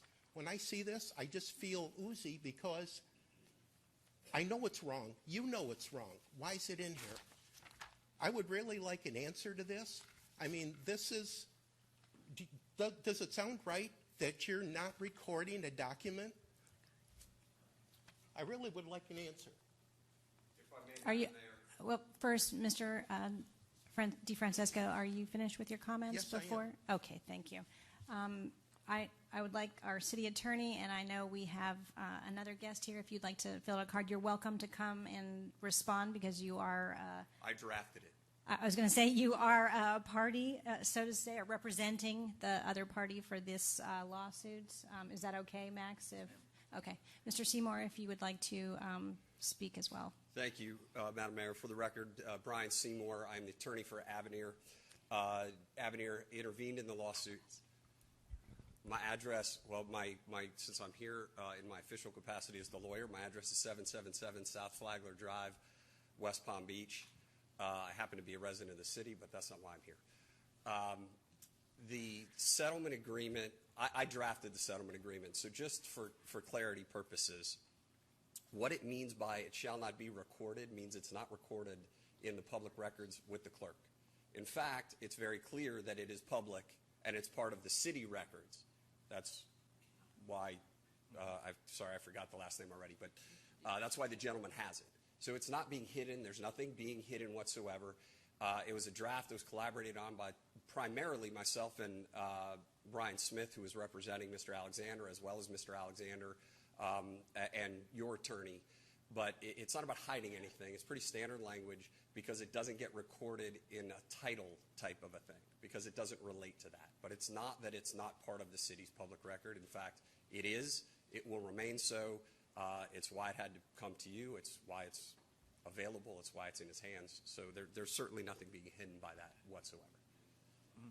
Yeah, just to follow up on that, Mr. Seymour is correct, and I addressed this. Actually, I was questioned on this by someone else. Again, it was primarily the settlement was primarily negotiated between Mr. Alexander and Avenir, and it's a typical term of art. It has no real legal significance, to be honest with you, as far as it relates to the city, as far as it being a public record. It doesn't change the document's status as a public record. It's just what it means is it does not get recorded in the official record books maintained by the clerk of the circuit court, like your deed or your mortgage would get recorded. It is not common, I would actually say in the negative, it is uncommon for settlement agreements to actually get recorded in the public records. They are a public record typically, unless it's between two private parties and non-governmental parties, and it's sealed or it's agreed to be held confidential. This, of course, is not confidential. It is a public record. It'll be maintained in the normal course of business here at the city as any other public record and public document is. And the fact that it's not recorded in the public records maintained by the clerk of the circuit court doesn't change its status as a public record. It is a public document, and as Mr. Seymour said quite accurately, that's why people have access to it right now. It's a public document. It's a public record. For anyone that missed it in the document, while paragraph 16 talks about it not being recorded, paragraph 9 is what is commonly referred to as an incorporation clause. And it says specifically in the first sentence, this settlement agreement is complete, reflects the entire agreement between the parties with respect to its subject matter, and supersedes all previous written or oral negotiations, comments, and writings relative to the subject matter of the challenge. Which means this is it. This is the entirety of the settlement agreement as negotiated and just now subsequently approved by you. It was already previously signed off and approved by the other two parties. So this is it. This very short 7-page agreement is the entirety of this settlement. That's it. So there's nothing being hidden. There's no smoke and mirrors here at all. Okay, so it would be fair then to say that that is a typical lawyer language that would be seen in a similar contract like this, a settlement agreement. It's very common. And again, it's nothing against Mr. Seymour or Mr. Smith or Mr. Alexander. They drafted the agreement. They typically represent private parties. They put the language in there, and when negotiating a settlement agreement, if there's something in there that doesn't change the legal effectiveness or the status of an agreement, as your attorney, it's not something I usually make an issue over so the agreement goes forward. Settled. And in this particular instance, like I said, it doesn't change its status as a public record. It's just not being recorded in the public records. For example, you enter into agreements all the time as private citizens that relate to very, very important things that you don't record in the public records. We've just illustrated now mortgages and deeds. Well, your mortgage is recorded in the public records, and the purpose it's recorded in the public records is to put other people on notice that there's a lien on your property. Your deed is recorded in the public records because your ownership right isn't perfected in your property until it's recorded. However, your debt, your promise to pay, the promissory note, it's not recorded in the public records, and that's the most important part of your agreement. As the banker here, Bert will tell you that. The promissory note's the most important part. I'm just ready for you to be quiet because you just spent more money explaining this than we're paying for this stupid $420. I mean, Well, actually, we're not paying the $420. Oh yeah, the Avenir. I mean, this is crazy. Come on, let's move on. Okay, we're going to move on. And does Brian need to fill out a card, or is he good? Okay, thank you very much. We're going to move on to public hearings. We're all good. We're going to move on to public hearings. Tonight, we are holding quasi-judicial hearings on the following cases: Resolution 54, 2016, Master Signage Program; Resolution 55, 2016, amend the Gardens East Plaza Planned Unit Development PUD. This means that the City Council is required by law to base its decisions on the evidence contained in the record of this proceeding, which consists of the testimony at the hearing, the materials which are in the official city file on this application, and any documents presented during this hearing. The council is also required by law to allow cross-examination of any witnesses who testified tonight. Cross-examination may occur after the staff, the applicant, and other participants have made the representations and will be permitted in the order of the witness's appearance. It is necessary that anyone who testifies at the hearing remain until the conclusion of the hearing in order to be able to respond to any questions. If you plan to testify this evening, or if you wish to offer written comments, please fill out a comment card, give it to the city clerk. The city clerk will now swear in all persons who intend to offer testimony this evening on any of these cases. Do you solemnly swear to tell the truth, the whole truth, and nothing but the truth, so help you God? Thank you, Patty. We're going to start with Resolution 50, 2016. Would the clerk please read the title? Resolution 50, 2016, a resolution of the City Council of the City of Palm Beach Gardens, Florida, approving the Palm Beach Gardens one-year annual action plan for 2016-2017 in order to receive the annual allocation of community development block grant funding, providing an effective date and for other purposes. Thank you, Patty. I'm going to open the public hearing and ask for a staff presentation. Staff does have a presentation if I can open it.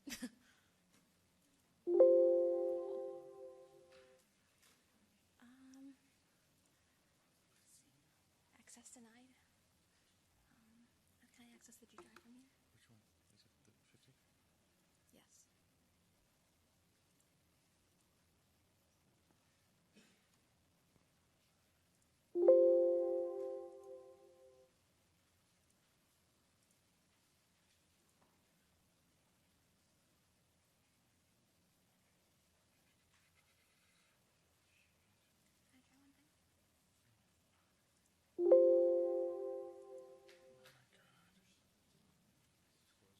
You just close it all out? Because there's a bunch of them. Yeah, we're just going to close Windows.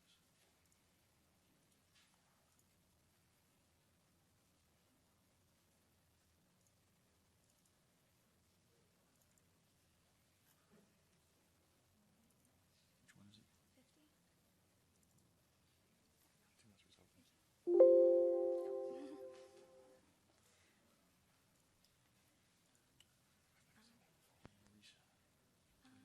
Can we go to the network, the file server?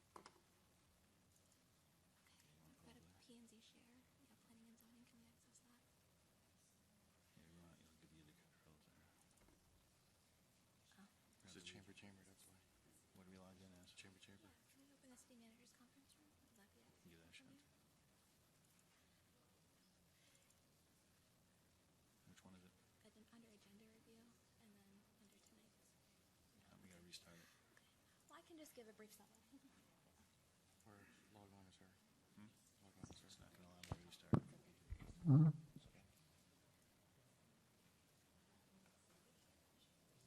You can sign back in again. Okay, I can just give a brief update of what this is. It's a fairly straightforward item.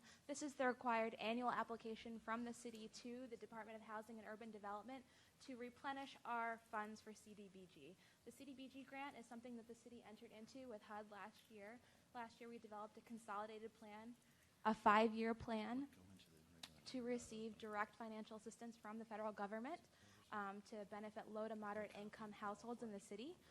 The city has entered into that agreement with HUD, and since the council last saw the project in December for the analysis of impediments, staff has received training and developed a single-family rehabilitation project, and that project is in process. And this is merely an application to HUD to continue that single-family rehabilitation project. Very good. Thank you very much. Does anybody have any questions for staff? Any questions for staff? Okay. I do not have any cards on this item. I'm going to close the public hearing and bring it back for a discussion or a vote. Madam Chair, I move Resolution 50, 2016. Second. We have a motion and a second. All in favor? Aye. Aye. And none opposed. Motion carries 5-0. Thank you very much. Next, we have Resolution 54, 2016. Would the clerk please read the title?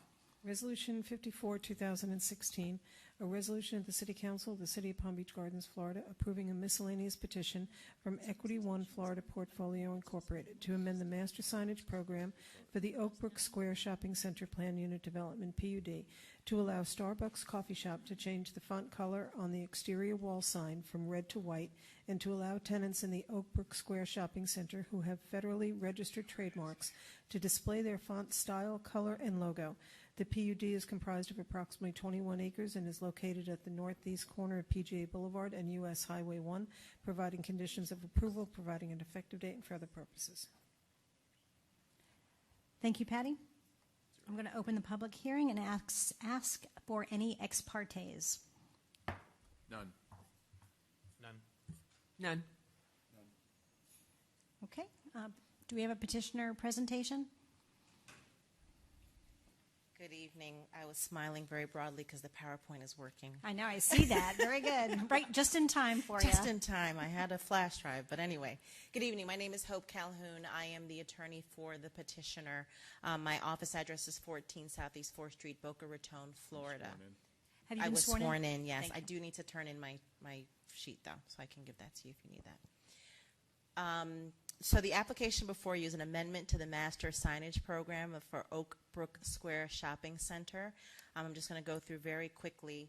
Do I do the arrows? I can't remember. I do arrows. Okay. Thank you. You know where the Oak Brook Plaza is. It's the northeast corner of PJ Boulevard and US 1 in your wonderful city. This is some examples of existing make sure you hear me. Existing signage at Oak Brook Square. You'll note that the Public Shopping Center has their federally, I assume, federally trademarked colors on their store. The balance of the pictures you see are consistent with the original approved master signage program. Our request, as stated in the backup and has already been read, is to amend the signage to allow for federally trademarked fonts, logo, and color, which is consistent with Starbucks' request this evening.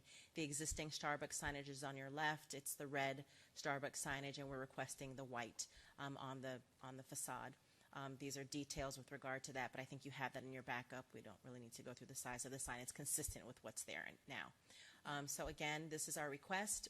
I'm happy to answer any questions, and we ask that you would vote favorably for what we're requesting tonight. Thank you very much. Does anybody have any questions for the petitioner? No? Okay. Thank you very much. Does staff have a presentation? No additional comments. Staff recommends approval of Resolution 54, 2016. Thank you very much. Perfect. I do not have any cards on this agenda. I do not have any cards on this item. It's been a crazy night, hasn't it?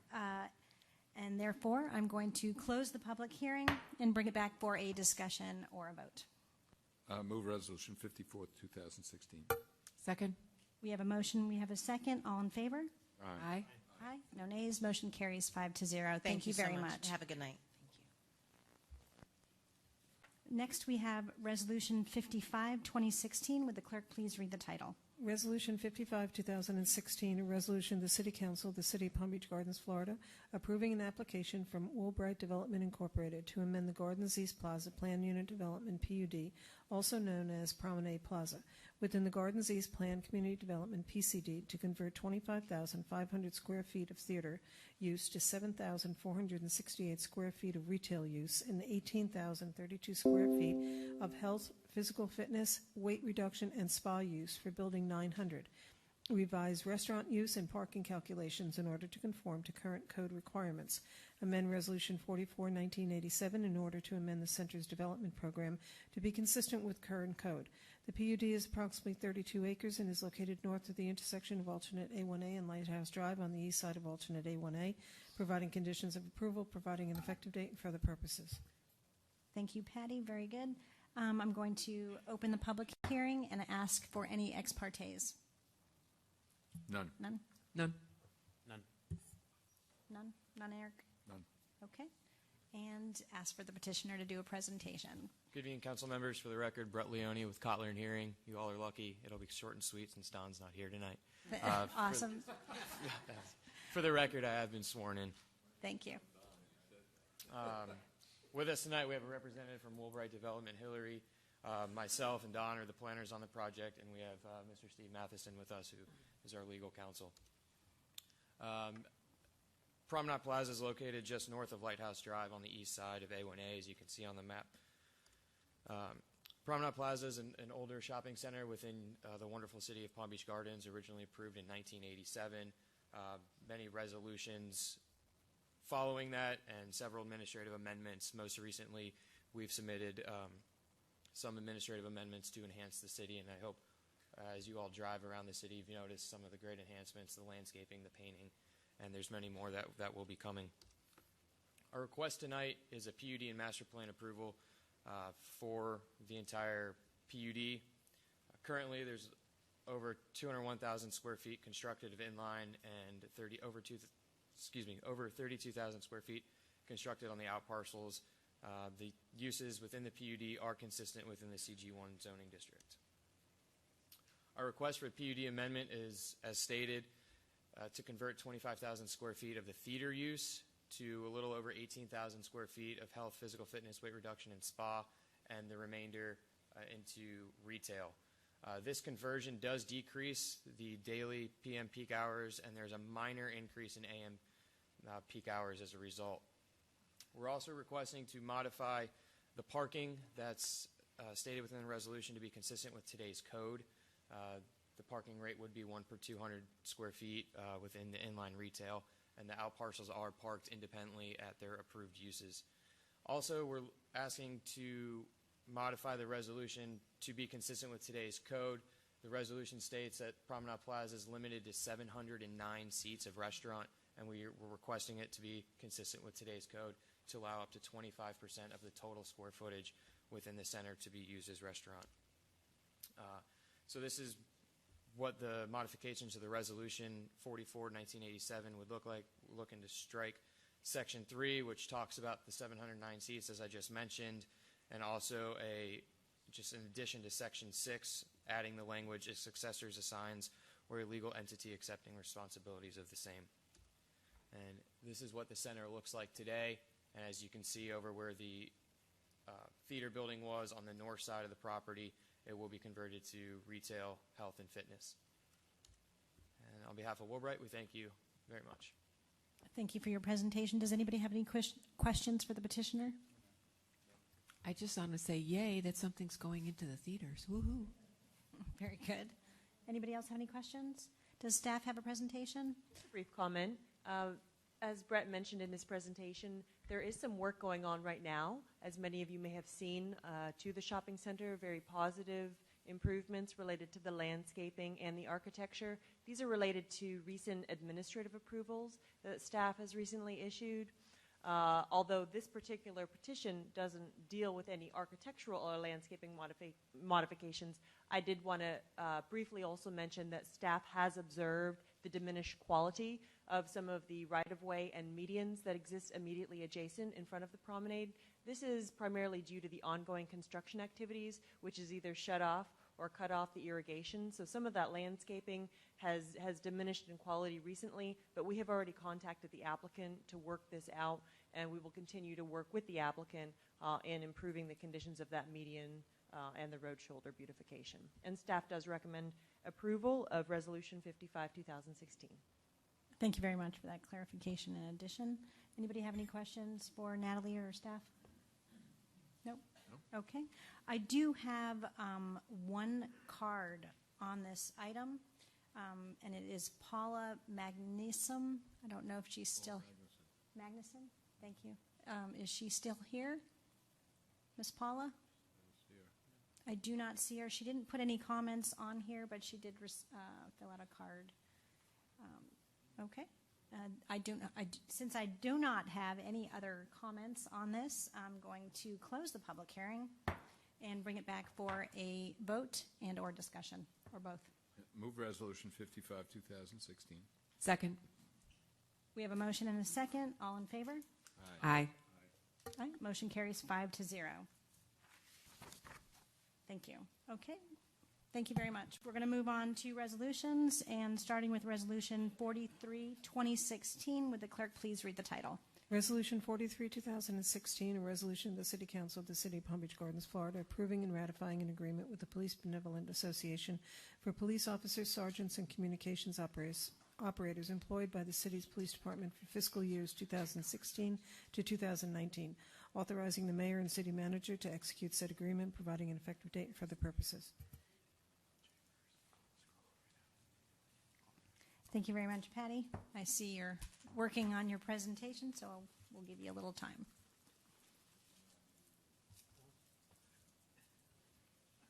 Who's got mints? I want a mint. Bert's got them right there. Good evening, Mayor, Council. Cheryl Stewart, Human Resources Administrator, for the record. This is Resolution 43, a collective bargaining agreement with the Police Benevolent Association for 3 years for fiscal years 2016 through 2019. Some brief background: the city bargaining team and the PBA bargaining team met on 2 occasions in April of 2016. By the end of the second session, both parties successfully resolved all of our issues, and proud to say that we have a new 3-year contract. The PBA voted 59-2 in favor of ratification in June of 2016. The police department currently employs approximately 131 employees at this time. Some highlights of some of the operational issues we resolved. One regarding canines. As a result of the new contract, canine officers would be assigned to a patrol platoon working a 10-hour shift, 4 days on, 4 days off. This would increase accountability by allowing those canine officers to be assigned to a specific shift sergeant, providing for increased supervisory control. With respect to our drug testing article, it provides management the ability to determine whether or not to test in minor crash situations, for example, in the middle of the night.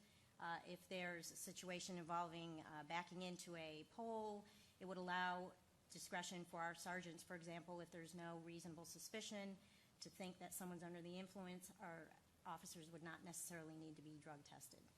With respect to our staffing assignments and incentive pay, the contract would provide a uniform and equitable level of incentive pay for assignment pays for employees in our specialized units. Our communication training officers in particular would receive the same 3% assignment pay as our field training officers, police officers out in the field, replacing comp time that the dispatch training officers have under the current contract. Moving on to our traffic, K-9 Community Involvement Unit and our SWAT, they would be receiving the same 5% assignment pay as those in our Investigations Bureau, replacing the monthly stipend program and on-call pay that motors and K-9s receive. And under the current contract, Community Involvement Unit and SWAT weren't receiving any assignment pay, so now they would have the same level of assignment pay. Important to note is that all of these assignment pays are excluded from base salary, which means it's not pensionable. The total estimated increase in these proposed assignment pays would be about $158,715 over the 3-year contract. Moving on to the work that we did together on our salary plan, as we always do with all of our employee groups, we checked the market to see where our current pay is for all of the positions in the bargaining unit. And as a result of the data available in other collective bargaining agreements in the top 5 in the county, as of April 2016, we're proposed to upgrade our starting pay and our ending salaries to address internal equity, control compression, and keep us competitive with our local police departments, the ones that we compete most for our new recruits. Really important for retention. Employees would receive a 6% increase to base salary effective October 1st each year of the contract, 2016, 17, and 18, which is in line with the amounts that other comparable police department pay increases are that we found as of this year. The total cost of the proposed salary increases is about $1.84 million over the 3 years of the contract. Taking a look at some of that data that I made reference to, this is a snapshot of how Palm Beach Gardens pay ranges ranked as of April 2016 for police officer as well as sergeant. And so as a result of that work, the result of the improvements that we would make would put us in really good standing in terms of our recruitment and retention programs for employment. That's really important for a police officer as well as sergeant. This is a snapshot of what our ranges would look like by the 3rd year of the contract. And key on the minimum part, on the minimum salary, that's going to be important for our promotions over the years. And this is a look at what our dispatch positions would be, as well as our communication supervisor position.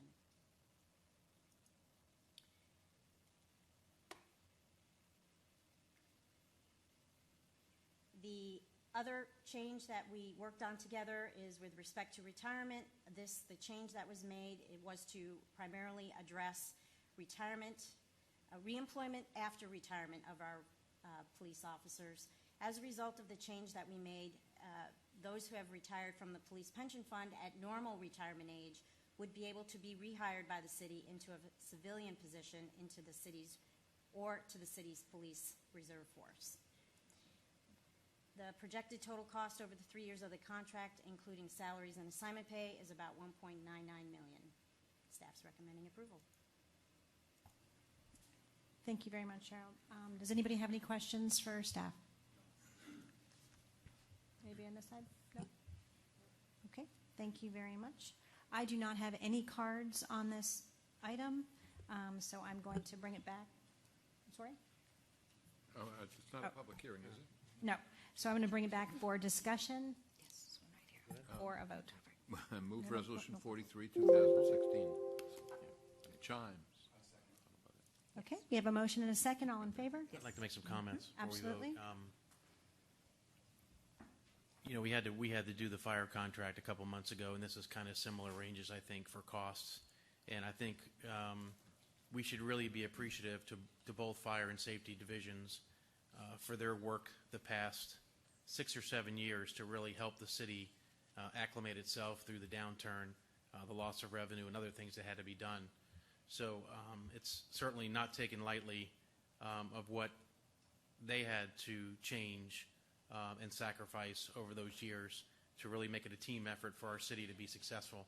I mean, it's easy for us to say, well, yeah, we can lay off 50 people and we can do this and we can do that, but really you have to have the city as a whole buy into the philosophy of what we were doing, really to strengthen our city for future growth where we are today, strengthen our reserves, and now be in a position to do these changes and these increases that are so sorely needed because of lack of things they have gotten in the past, and then compression issues for the departments and the positions within those departments. So I know Joe was always good at doing this and talking about it, but I think we should be very appreciative of what they've done for years past to get us to the strength and position we're in now, and then and allow us to do these things to get them rightly so back into the top 5 range for the county, and be appreciative of the work that they've done. So I just wanted to say that. Thank you very much, and I appreciate you saying that, and I also appreciate all parties working together. We are very proud of fire, very proud of police, and we appreciate them working with us, and we appreciate everyone coming up with a compromise for everybody and working together, because this was a lot easier than it has been in the past as far as an agreement. So we appreciate everyone's efforts in this respect. And thanks to staff, Ron and Cheryl and the negotiating team. These are certainly not easy negotiations, as you had mentioned, but we're at a good point now. We got a great team in place, and it's time to move forward and do the things we should do. So absolutely, I'll gladly support this tonight as well. Wonderful. Absolutely. Thank you. And we had a motion, if I remember, and a second. All in favor? Aye. Aye. A motion carries 5-0. Okay, we're moving on to Resolution 2016, Fees and Charges. Would the clerk please read the title? Resolution 47, 2016. 47. A resolution of the City Council of the City of Palm Beach Gardens, Florida, updating the schedule of fees and charges for various services rendered by the City of Palm Beach Gardens for its citizens and other members of the public for fiscal year 2016-2017, providing an effective date and for other purposes. Thank you very much. We have a presentation? Yes, very brief one. Good evening, Mayor and Council. For the record, Mary Anderson Pickle, Deputy Finance Administrator. I'm here tonight to present Resolution 47, amending the fiscal year 2016-2017 fees and charges schedule. A very brief background. Each year, the city reviews its master fees and charges schedule and adopts adjustments or revisions to the schedule by resolution. Resolution 47 approves modifications to the fiscal year 2016-2017 master fees and charges schedule. The schedule includes recommended changes from departments to ensure that the fees charged are sufficient to cover the cost of providing the services. Again, continuing the background, some of the more significant proposed revisions to the schedule can be found in our Recreation Department. Staff took a comprehensive look at the fees, focusing on field permits, room rentals, and aquatic and tennis rates. Based on the data collected, the department is proposing to modify its fee structure, allowing the city to remain on a competitive level with the county and surrounding municipalities. Some of the more significant changes include adding an outdoor facility permit fee for Veterans Plaza for the covered stage and seating area for up to 300 people per hour, a residential fee of $200, a non-residential fee of $600, a Palm Beach Gardens business fee of $500, and a non-Palm Beach Gardens business fee of $1,000. It also increases the single turf athletic field for business and specialized camps and clinics from $150 to $300 per hour. It increases the non-residential fee from $800 to $1,200 for the use of city property for 4 hours for groups over 100 people. And it adds a non-residential fee of $225 for kitchen use over at the Burns Road Recreation Center. It also increases the indoor facility permit fee for gymnasium tournaments from $750 to $1,000 for residents, and non-resident fees from $2,250 to $3,000. This is for a 10-hour period. It adds a residential fee of $60 and a non-residential fee of $75 for the Red Cross group swim instruction. And as far as the aquatics complex rental, it includes all pools, decks, and lifeguards for up to 100 people for 2 hours. Group rates increased from $750 to $1,000 for residents, and for non-residents from $1,500 to $2,000.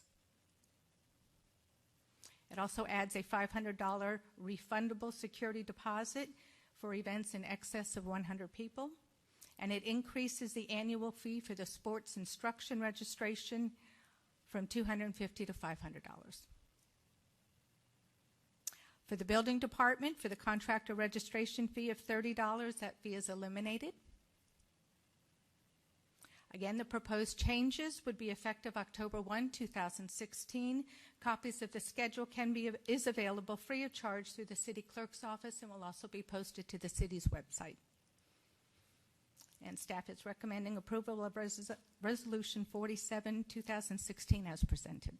Thank you. Does anybody have any questions? No? No questions? I do not have any cards on this topic. I'm going to then bring it back to the council for a vote or a discussion. Move Resolution 47, 2016. Second. Okay, we have a motion and a second. All in favor? Aye. All right, motion carries 5-0. Thank you very much. Next on our agenda is items for council action discussion. Does anybody have any? I had one question, though. I'm sorry. Miss Cynthia Medley was addressing the park noise and how it brought down her lights because of the construction.